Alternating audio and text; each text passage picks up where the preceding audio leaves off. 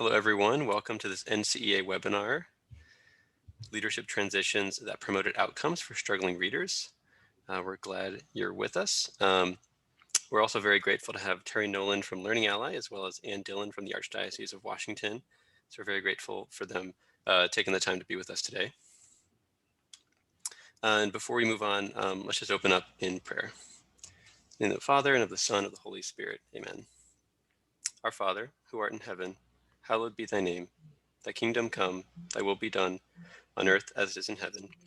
Give us this day our daily bread. Forgive us our trespasses, as we forgive those who trespass against us.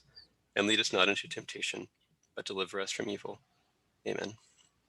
In the name of the Father, and of the Son, and of the Holy Spirit. Amen. And just a couple of housekeeping items for you. If you have any questions during the session, feel free to submit those in the Q&A. And we also invite you to join the conversation in the chat box if you have any comments. Also, if you're interested in a certificate of attendance for this webinar, please complete the post-webinar survey, which will be shared at a number of points during the webinar, as well as afterward, whether you're watching live or on demand. So now I'd like to pass it off to Anne and Terry. Thanks so much to you both for joining us.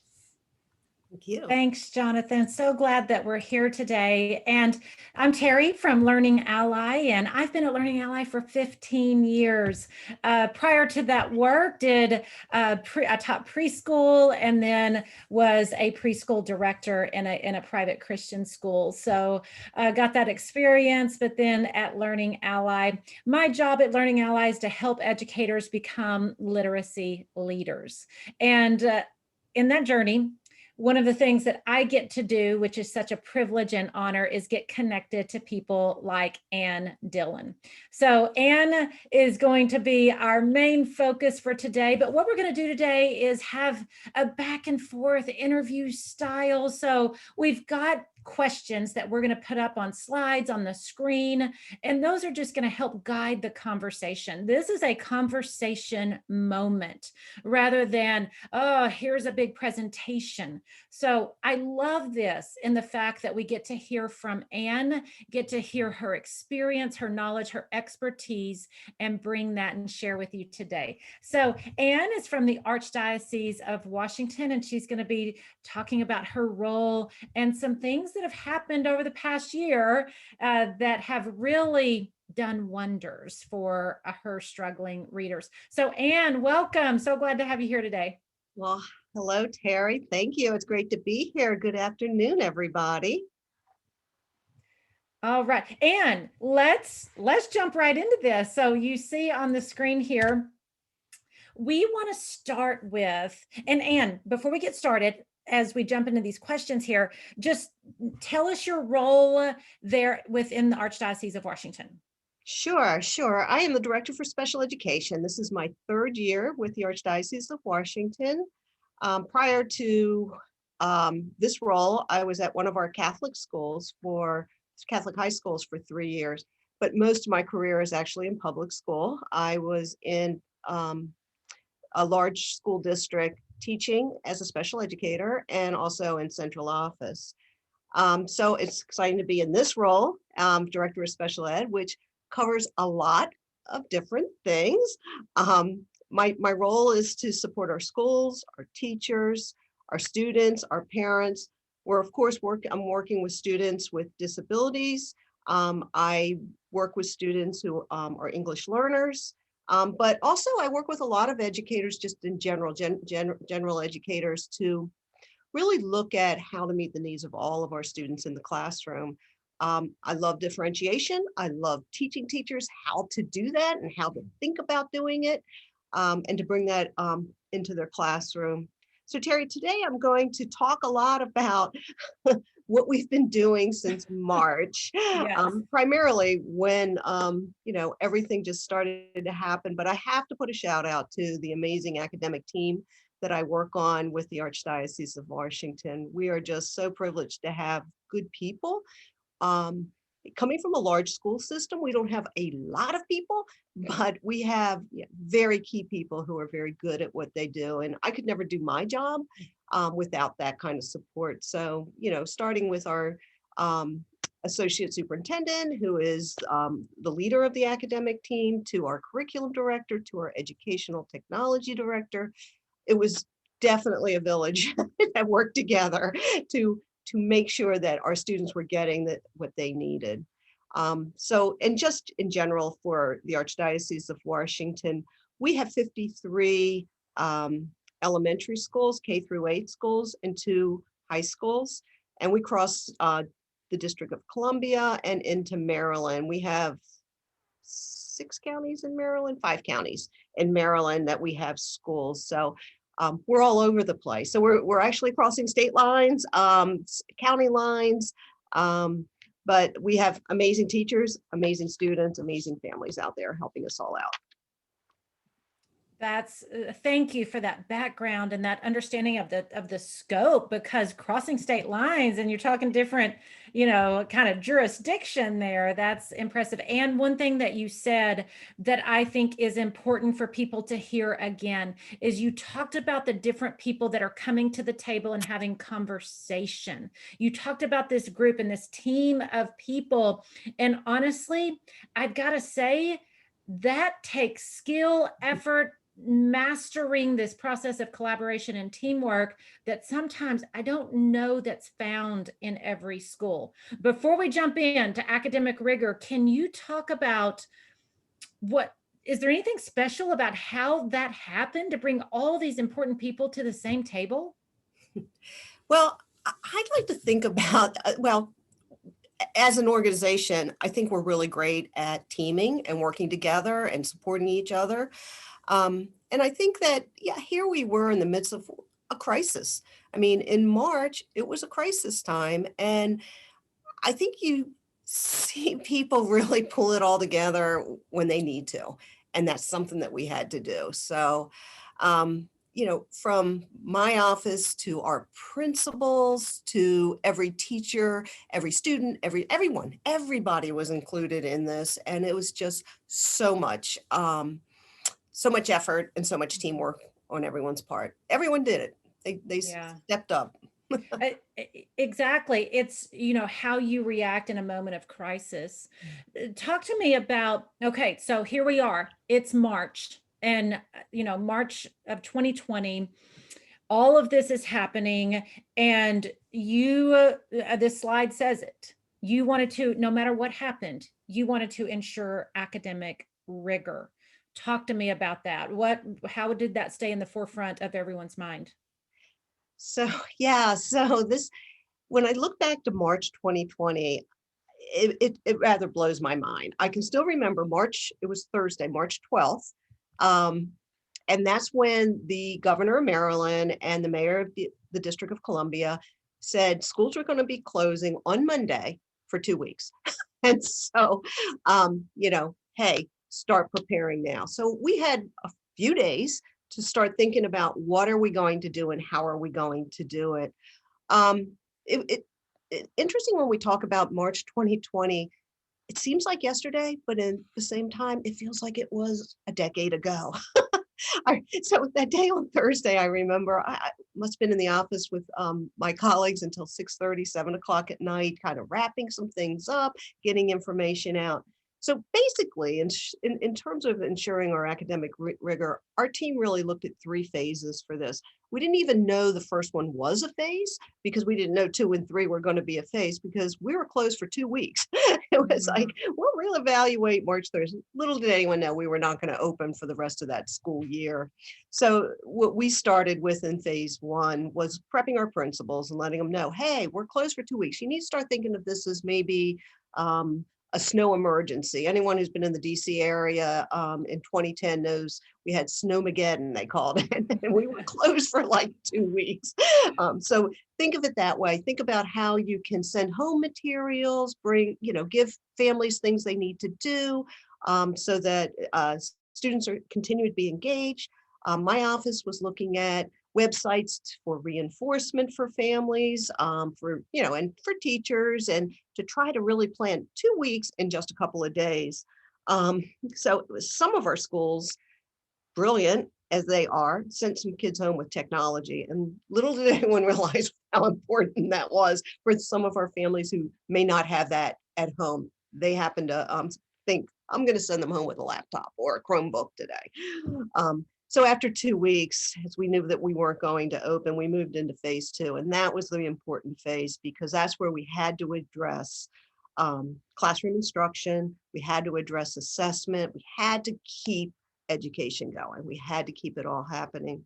So what we did is we helped teachers to implement a variety of different resources. We had them look at their learning management system. What were they using? Some schools were using a couple of things. Some schools weren't even using a whole lot of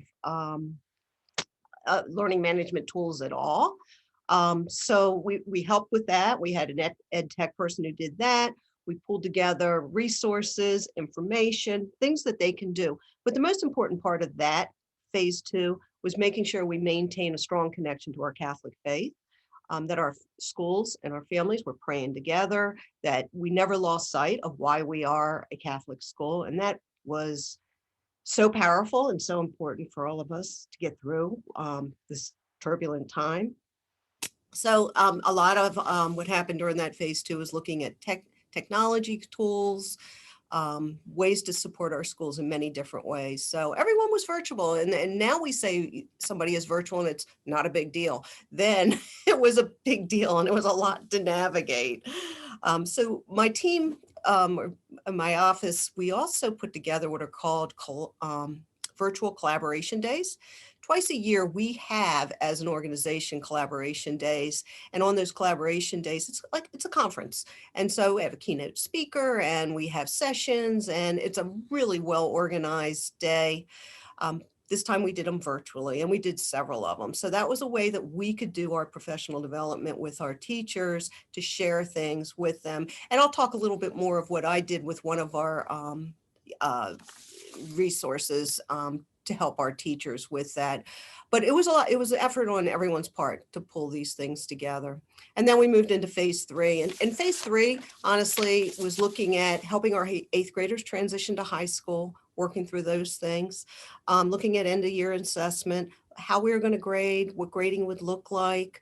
And one of the most, I think, really brilliant things that the academic team did is, it's kind of like we were leaving notes to self, though we were leaving notes for the next teacher. So if my 3rd grade class, I was really looking at the standards that we really worked on, were able to meet, those that we need a little more work on, and those that we just couldn't get to because of the way everything was. So it was leaving information, kind of little breadcrumbs for the next teacher so they know, okay, we need to focus in on this year.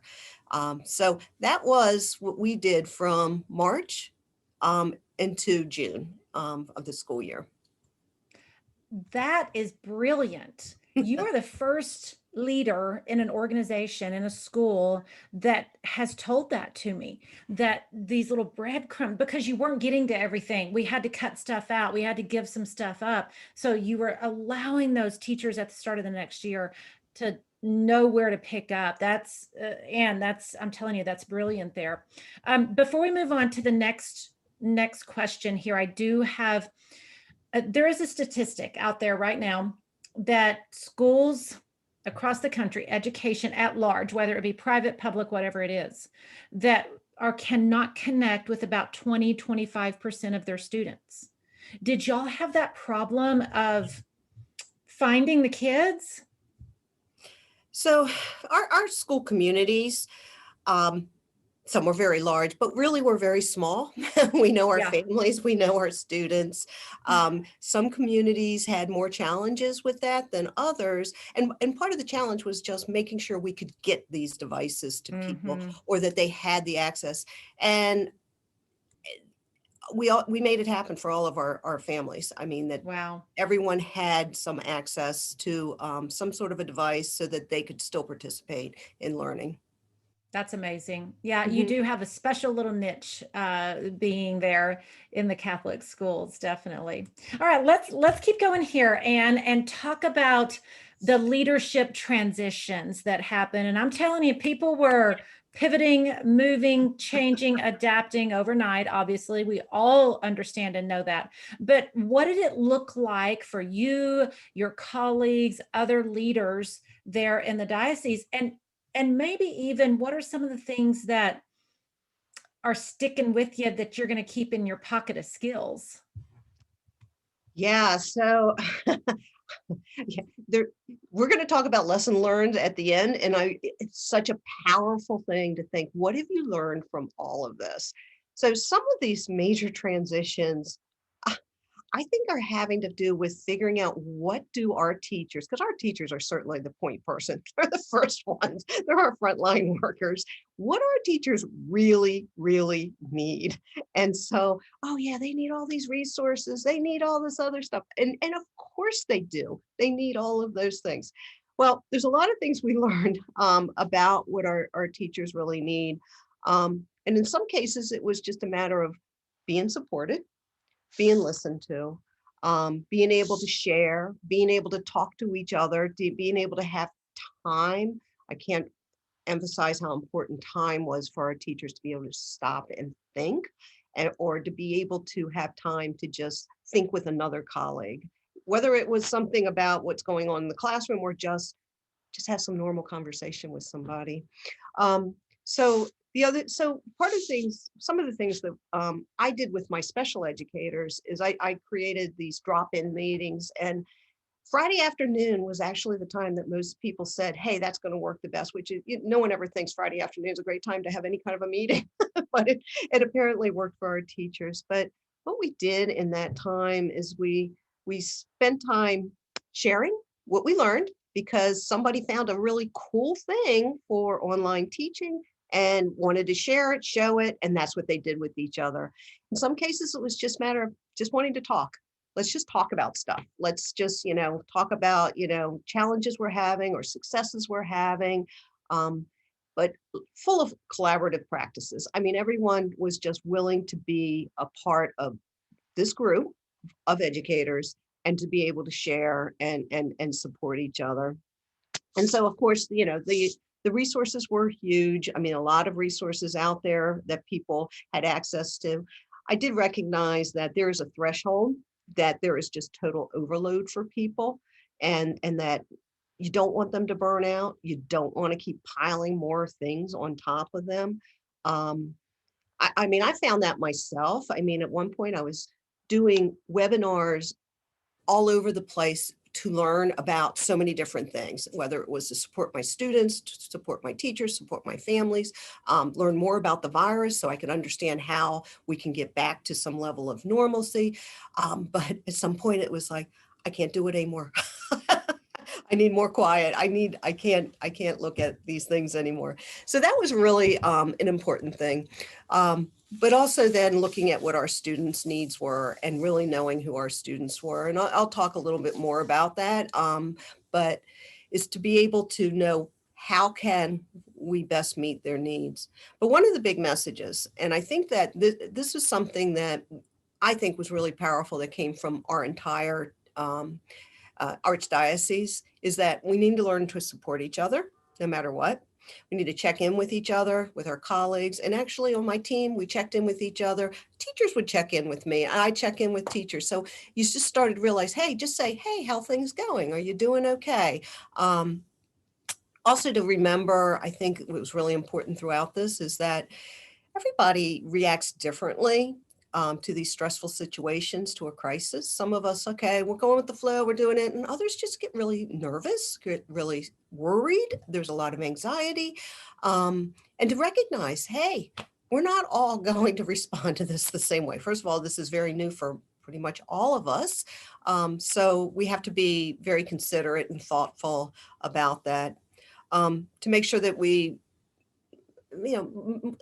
make sure people just stayed connected with their family, their friends, because at that point we're at the beginning of it all, we were at stay-at-home orders, and you don't want to be too isolated, but just keep in touch and keep in touch with your coworkers. We all know, if anyone's ever worked in a school knows how important it is to be a part of a faculty.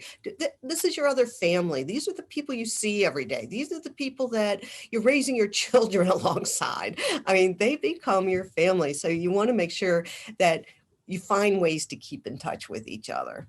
And then just to remind teachers, because we did this with families and we did this with kids, is like, you got to develop routines. You have to exercise. You got to maintain a healthy lifestyle. We as educators are constantly telling everybody that. So we as educators also need to do it. And so that was kind of like, remember that. And then, of course, to make sure that you pray, have that time to be with in the presence of God, to be able to talk out your concerns, to be able to connect more deeply with God. And that's what will bring you that level of peace that we all need. So those things were really important. And when we talk about leadership, I think it's really important to understand the bigger picture of what's going on in people's world, people's lives, than just what's being taught today. It's really helping to look at all aspects of it. And in that whole conversation, in that whole delivery that you just had right there, not once did you say, we really needed to make sure everybody knew their long division and knew, what a volcano was. I mean, here's what I love about that is because yes, we need to teach our students reading, writing, arithmetic. Absolutely. But if we don't teach from the heart first, I always say, let's put the importance on Maslow first over Bloom, right? Yes, absolutely. Yeah. So that just speaks power, because I don't think that principle should ever leave us. It should never leave us. Yeah. I agree. Something else. I wrote it down. I got a marker. I got a black magic marker and I wrote it down. And all that could come to my mind was this Friday afternoon. And I wrote teacher show and tell, because isn't that a great thing for teachers to come together? Oh my goodness, I found this. I learned this trick. Oh yeah, that is an amazing thing. Once again, something else that I don't think needs to go away. Yeah, that's right. Right. I love collaboration. I love sharing. I love the networking. I love, for some of our special educators, they may be the only special educator in the building. And actually that's more the case. Yeah. and you can feel isolated. So being able to connect with others, because as my teachers were working through this virtual period, they were doing their resource virtually as well. So, I mean, in some ways, some of them said, hey, it was really cool to be able to pop into several classes and see how my students are doing. But at the same time, they were talking about it's really hard to pull out that time to work with our students. But they were able to talk about those kind of things, and they were getting the job done. They were doing all these things. But yeah, during those Friday afternoon meetings, they could talk about it, and they could say, well, how are you doing this? And somebody would say, well, I tried this and it worked, or I tried that and it didn't. And you know what? People were really benefiting from those conversations. Yeah. Love it. Love it. I'm going to steal that idea. All right, let's keep going here. And this goes to, what I just said about prioritizing Maslow over Bloom here, and know thy students. Talk to me about, okay, transitions, all of these things, but we got to know our kids. Yeah, we do have to know our kids. So, yeah, there's many different ways of getting to know our students. I mean, the formal way, of course, absolutely. We have lots of information that follows our students, especially if you're in the field of special education. You've got lots of testing. You've got lots of documentation.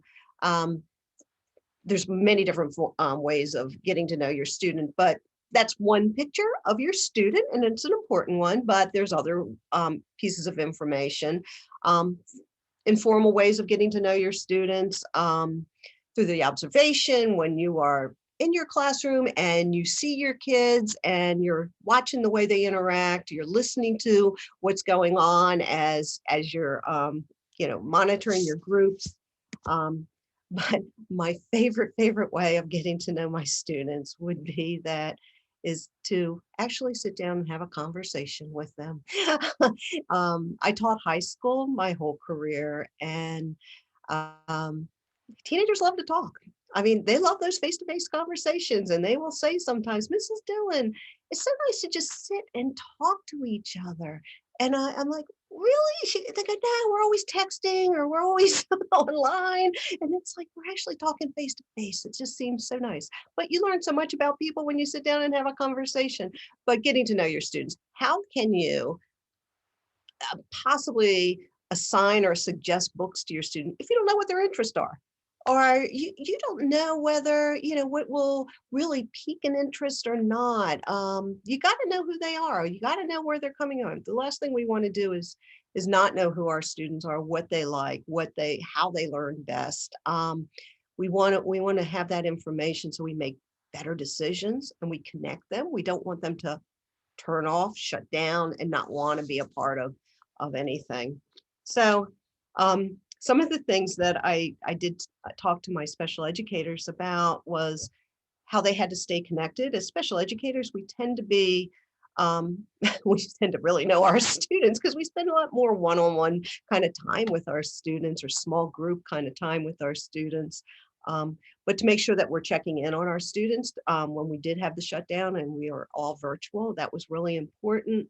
In some cases, it might warrant pick up the phone. Let your student just hear your voice over a telephone. That can be such a powerful thing for them, especially when you know that there are students that they just need that from you. For any of your students that, maybe send them a little note, mail them a little note to say, hey, thinking about you, hang in there, some positive messages. So those are great ways that, to really get to know your student, but how to know what they need and how to stay connected with them. We did a lot of things also to help support our parents throughout this because our parents were in an interesting situation where all of a sudden their children are home and they're learning and they are trying to navigate things. So we did some things to help our parents as well. And I know we're going to talk about that in a minute. I might be jumping ahead a little bit here, Terry. Oh, you're fine, Ann. You're fine. But for our parents is to connect them to some resources out there that are helpful. Some websites that really help parents to understand student learning, especially if your child learns differently. Because it's different than you're seeing your student now after school doing their homework. You're actually involved at some level, with that ongoing live instruction. So we did that. Gave them some hints, some websites that gave some hints about working with children during crisis times. That's really important. Spoke to our parents about really making sure that they have daily schedules for their children. You can't have them sleeping in. Don't have them roll out of bed and go right to the computer. Go through the routines, get them dressed and make sure they're going through their grooming and get the breakfast and even post a schedule. For some students, they need that visual reminder and they would have normally gotten that in school, but now maybe you need to put something out there, post a schedule for them. But also for a lot of our families, we wanted to make sure that they had resources that connect them into the community in the event that there are some, problems, some concerns, whether it's mental health resources, financial resources, just, places that you can go as a parent if you need something. And I think that's really important that we were supporting them along the way as well. Yeah, that the thing about, okay, there was two things I pulled out of that. The fact about this scheduling of, no, we're not going to sleep until a minute before my class starts and roll out of bed. And there's actually a phenomenon that if you only get, halfway dressed from the middle up, but down below I'm wearing my slippers and my shorts, your mind knows that I'm not prepared. So it's like, get up and get ready for the day like you would any normal school day. Get dressed, get ready, because then my brain is in that mode of, okay, now I'm in class. I'm ready to go. Yeah. Yeah. And as you know, in Catholic school, we have uniforms, and our students, the expectation, they were in their uniform uniform and ready to go. And we expected them to be sitting in a sitting position. Yeah. So, and we worked with families, not everyone has a ton of space, but you have to think about, making some space, even if it's a part of the kitchen table where your student can sit and be attentive and be able to participate. Yeah. Yeah. That's Yeah. great. Those routines make a huge difference. And Oh, we do and that for in us as school adults. all the time. Oh, absolutely. Yeah. Oh, and the other thing that you said about that old-fashioned thing called the telephone. You know what? We've gotten so used to not using that thing. Here, we'll just text, I'll just send an email. And there is something to be said about picking up that phone and hearing somebody's voice. Absolutely. And I think, everybody out there, listen, go back to the phone, go back to that old fashioned thing and pick up the phone. Yeah. Yeah. That is so true. Yeah. I love that. Okay. So, Anne, tell me about, okay, here we are now, fast forward, your current learning format right now. Here we go in the moment. Sure. So it took a lot of work. As you know, schools were closed through June. So it took a lot of work for us to think about how we were going to reopen. One of my other roles in the Catholic Schools Office, by the way, is I oversee school nurses. I help to, I'm there to support them. I conduct meetings. I'm not a nurse by any means, but I love working with our school nurses. They're an amazing group. So part of the reopening, I was on the Health and Safety Committee. So preparing to reopen, a lot of my work was done in looking at what the CDC guidelines were, how to protect ourselves, all those kind of things. So we did a lot just to prepare. And then when it got to opening, we did open in August. Many of our schools opened the very end of August or very beginning of September. They could determine what model they wanted to open with. And they had to make that decision based on their community. Some of our school buildings are huge. And there's old schools that have big rooms and spaces. And so some of our schools were able to go back in person, but very much spread out. So I think about this one school, every grade was split. So fourth grade had 20 students in it. There were 10 in one room and 10 in another room. And they made it work by the teacher could pivot between the two rooms. There was an assistant in another, and they could stream. But it was like they were totally spread out. Some of our schools also had the option of a hybrid model. And so they would go to school, maybe some kids would be there on Monday, Tuesday. Wednesday might have been everyone virtual. Thursday, the other group comes in and everybody is virtual. So if you weren't in person, you were still a part of the classroom. Teachers would teach with their camera to the students in front of them and the students who were at home. So it all continued on that way. And then there were a few schools that needed to stay virtual.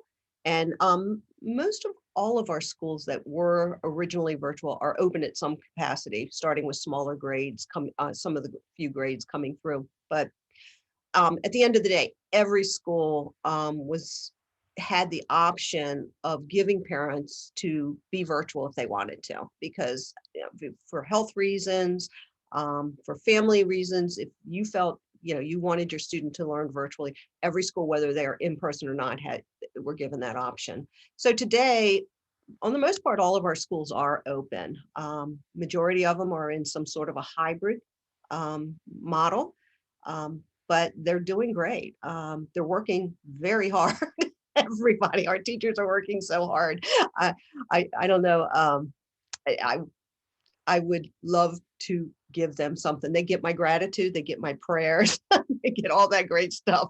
But I'm telling you, if I had $1 million, I'd give it to them because they are working so hard and doing such a great job. They're so committed. They are. Just this morning, there was a friend of mine who teaches. She's in Maryland, and I think sometimes we also need to allow I'm going to stand in the middle of the room and shake my fist. And that's what she was doing. She was getting it all out. And she Yep. was, you know, frustrated with open, not open, get back, go back and forth. Teachers, you know, do this, parents upset. And she said, I'm questioning. I've always known this is what I was meant to do, but Yeah. I'm questioning if it was what I was meant to do. And Yeah. my response to her was, we need you. Mhm. If you leave, who's going to be there? Right. So that whole thought of giving the teachers the space, but the encouragement that you talked about. Yeah. Yep. So important. Yeah. Okay.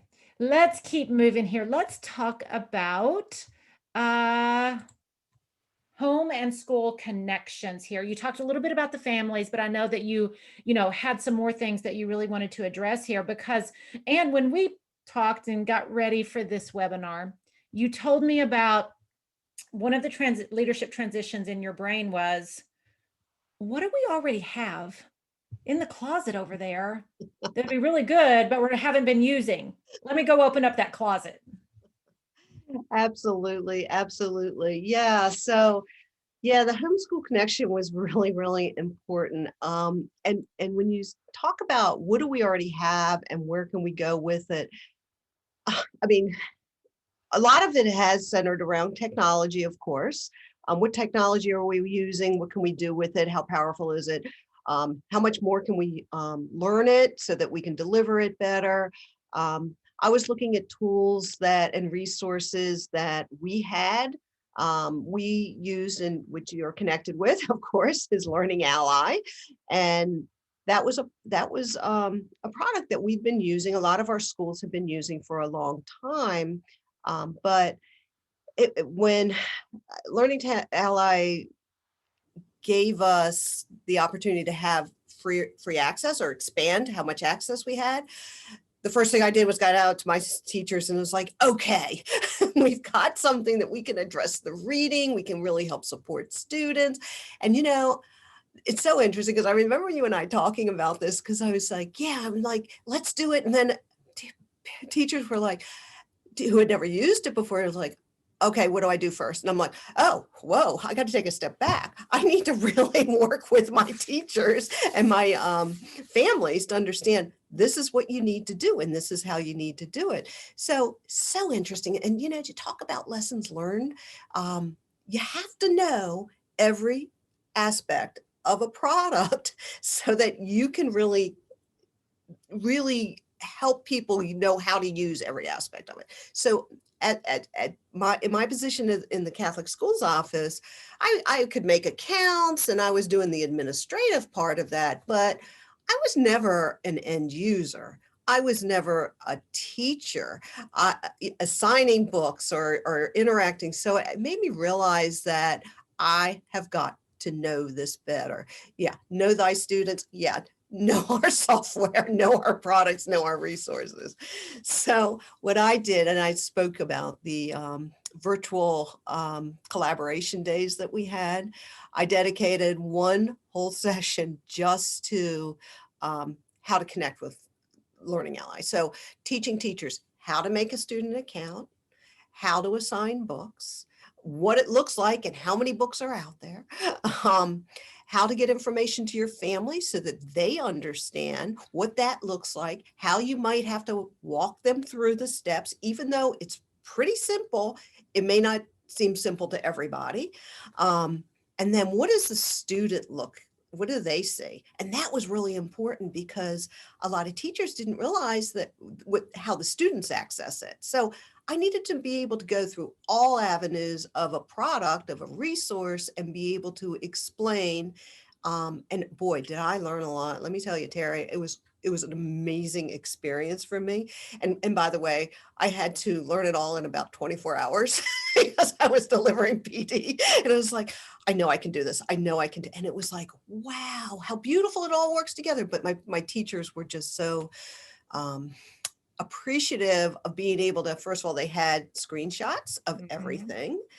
They could see, I went live with some of it so they can see it. And it's like, and they were all like, oh, this is great. Oh, I know it makes sense. And so, yeah, that was a really important connection we had to make, because then our teachers were equipped with all that information that they can now speak to their students, speak to their parents, and make it all happen.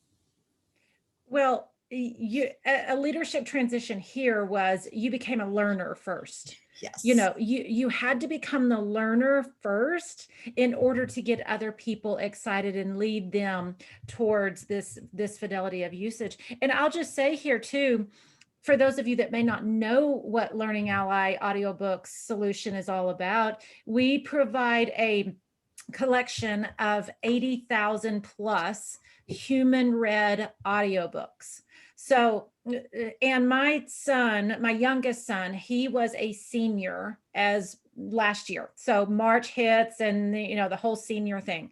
And when he walked out of that school building on Friday, it was spring break for us. And little did he know he would never walk back in that school building. He didn't bring home a backpack. He didn't bring home books. When I knew he wasn't going back to school, I looked at my home bookshelf and I was like, oh my goodness, this is embarrassing. There's not books for him. So these struggling readers, I would venture to say that many homes were like that. And there were no books. Yeah. And so Learning Ally provided those books to those kids on those digital devices, right? Oh, yes, absolutely. It just made a big difference for them.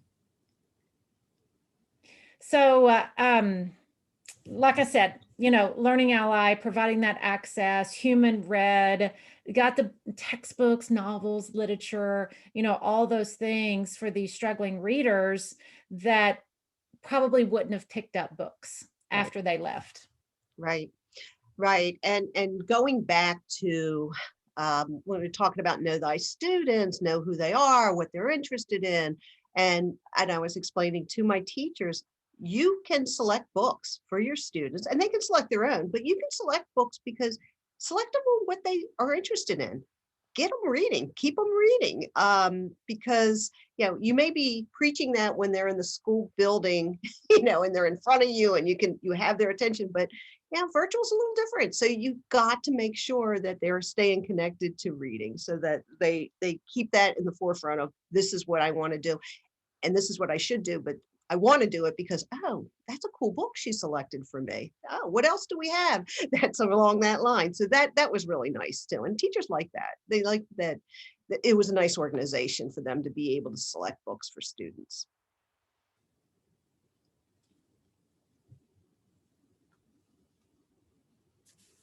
Let's talk about ensuring equitable access.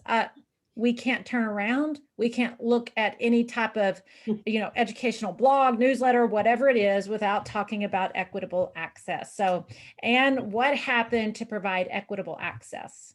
Yeah, well, this was really important. Okay, so some of the access was really making sure everyone had devices to learn on, and had internet connections, and we worked through those things, and that worked really well. I mean, there was a lot of assistance to be able to make that happen. So that was great.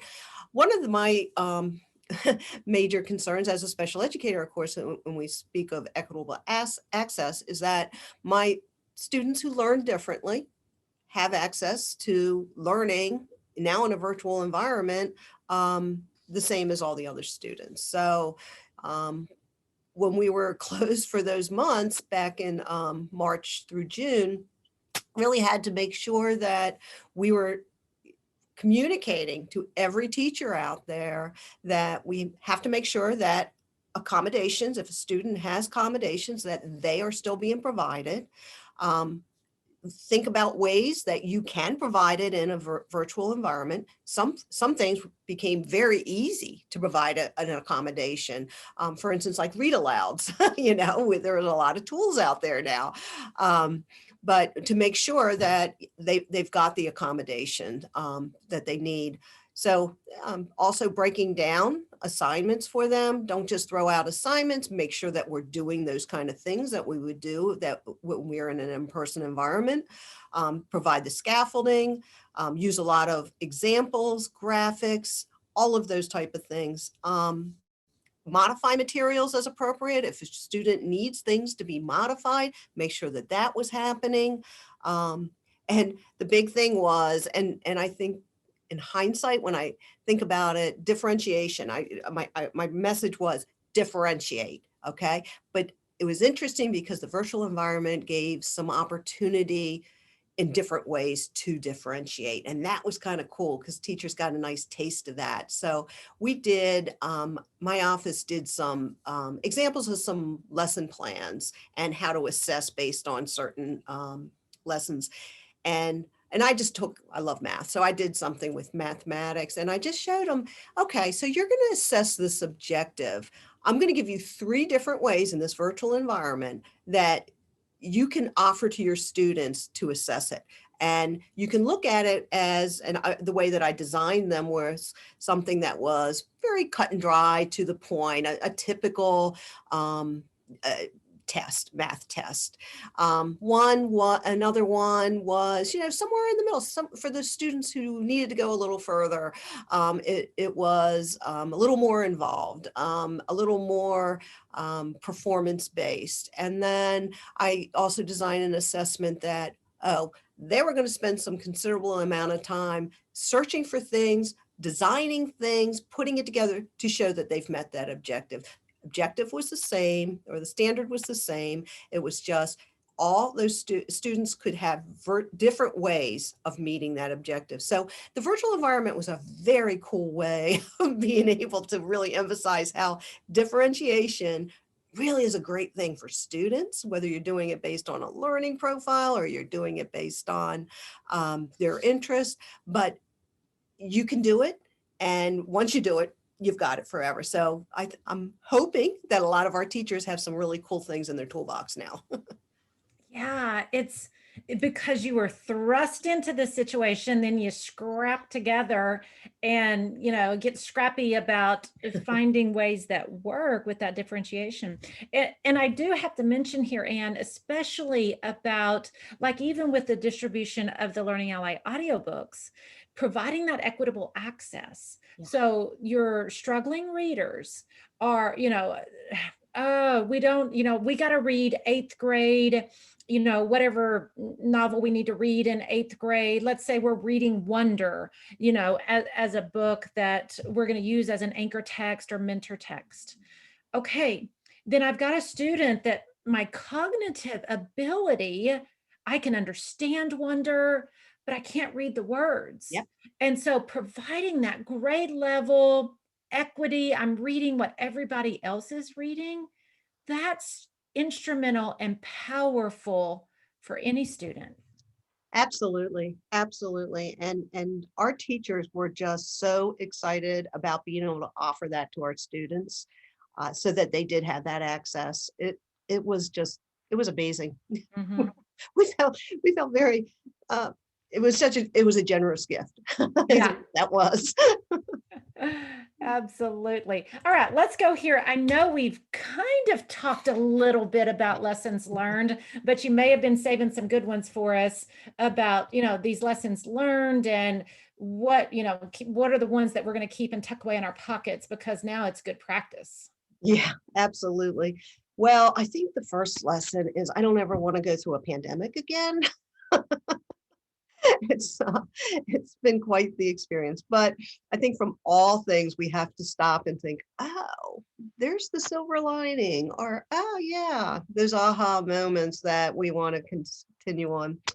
One I think that is really valuable is having a learning management system. So, technology is one of those things that we always knew we wanted to improve throughout, instruction in schools and everything. Well, that happened like that because you had to, and that was pretty cool. The use of technology and engaging more with technology, but having a learning management system that can stay in play, whatever it is you're using, all the time, I think is really, really powerful and really helpful. So not only, are our students now used to it, our teachers are used to it, our parents are used to it, but if I'm not in school one day, everything's in one place. You can get to it easily. Um, and that might be missing one day of school. And then that wouldn't be as big of a deal as we've had students who are out for a few weeks. I mean, we've had students at Children's Hospital because they have to go through some cancer treatments, or they've had a serious illness, and there are points where they're able to be back in, participate or to be a part of instruction. But, before all of this, on the most part, you're giving them packets of things to do. Now, if we have recorded lessons that they can go in, or sometimes maybe even a live, lesson that they can participate in, I think this is really great that we have a new tool that now pretty much everyone understands how to use, because we had to do it.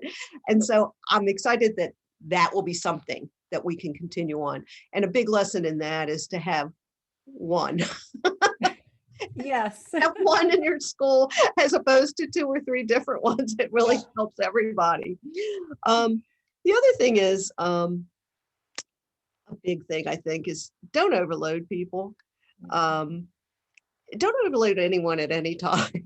We all need time to breathe, to just kind of like talk with each other. Always make sure that people have time to just communicate each other in that friendly, easygoing way. When you just need that. I mean, we gotta at some point stop piling on and start like, okay, let's give you a moment to breathe. Let's give you a moment to share, to talk, and just, take a step back a little bit.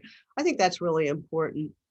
And I wrote this down this morning, and this is really dear to my heart, but I wrote it just like this. I'm going to read it. Never discount the importance of being with each other face to face and in person. It's just, you think about all the people you miss, all those hugs you want to give people.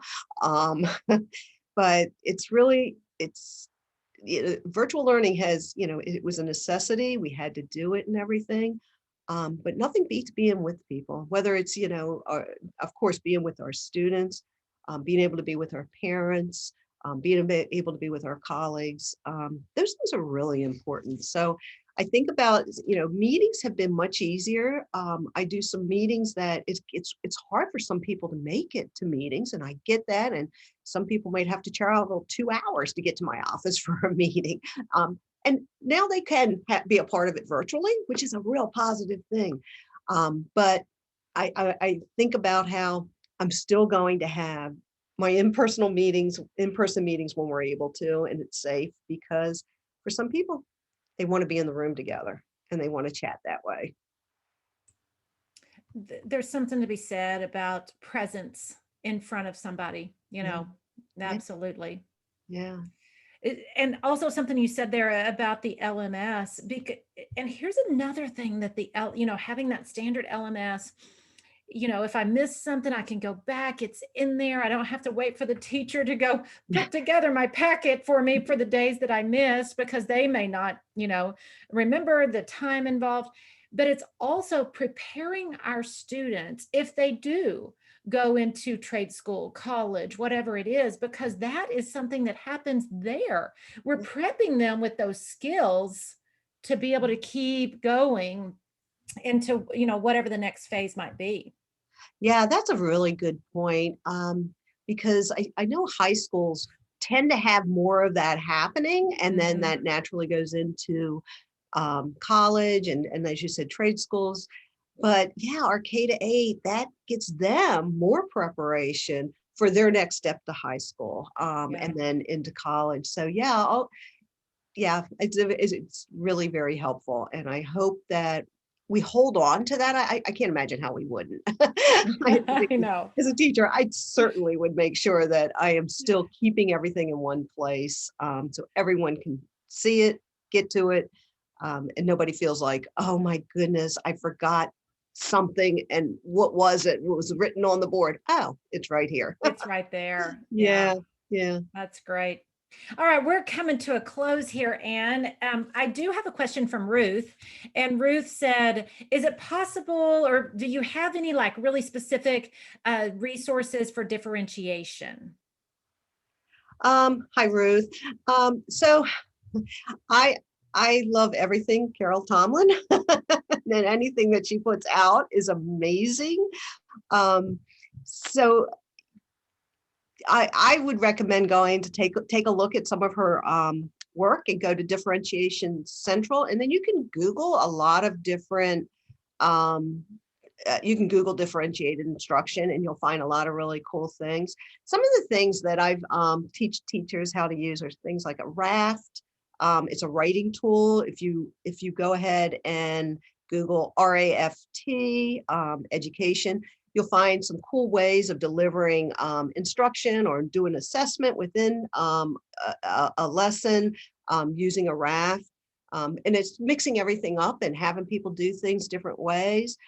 So yeah, there's a lot of really great stuff out there, but it's understanding, first of all, the principles of it all, because it really is, differentiation is not a strategy. It's just a way of thinking differently about teaching and learning. And so your approach is going to be different because, and I always say everyone steals everything from special education people, because we are the forefront of looking at an individual first. And I'm not saying anything bad about gen ed by any means, but we're always been forced to. So I know that I can't teach this person the exact same way because I know what, their needs are. And we've always had smaller numbers to do that. But for me, differentiation is the way a special educator thinks, because what's good for one student isn't necessarily the best fit for another. And differentiation really allows you to focus on the individual in terms of thinking about interest and what is going to connect them, because I think it's so important to make sure that we are constantly connecting our students with what they care about in learning, because you're going to learn better if you care about it or you can connect to it. Yeah, agree. And I am right there with you. If I hear the word differentiation, I'm going Carol Tomlinson. I'm telling you, the way that she lays it out, thinking about the why and the way behind differentiation. And another one, I love choice boards. Choice boards are another great differentiation strategy, because then, I can choose according to my ability there. Yep.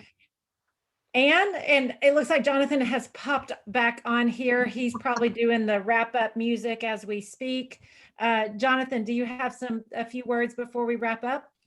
Sure, just a big thank you to both of you for taking the time to be with us today, share your insights and resources. Thanks to everyone joining us live and those who will watch the recording. A link to the post-webinar surveys in the chat. We'll be sharing that afterwards. We invite you to give us your feedback. There's also a certificate of attendance if you're interested. So Terry or Anne, do you have any final thoughts? Thank you so much, Anne. Thanks for sharing your insight, your wisdom, your knowledge, and all the good little tips and strategies that hopefully folks walked away with. I know I did. Thanks, Terry. It was a fun afternoon. Nice way to spend the Friday afternoon. Absolutely. Thanks so much. Okay, well, everybody. thanks so much. Have a blessed rest of your day. Okay, thank you.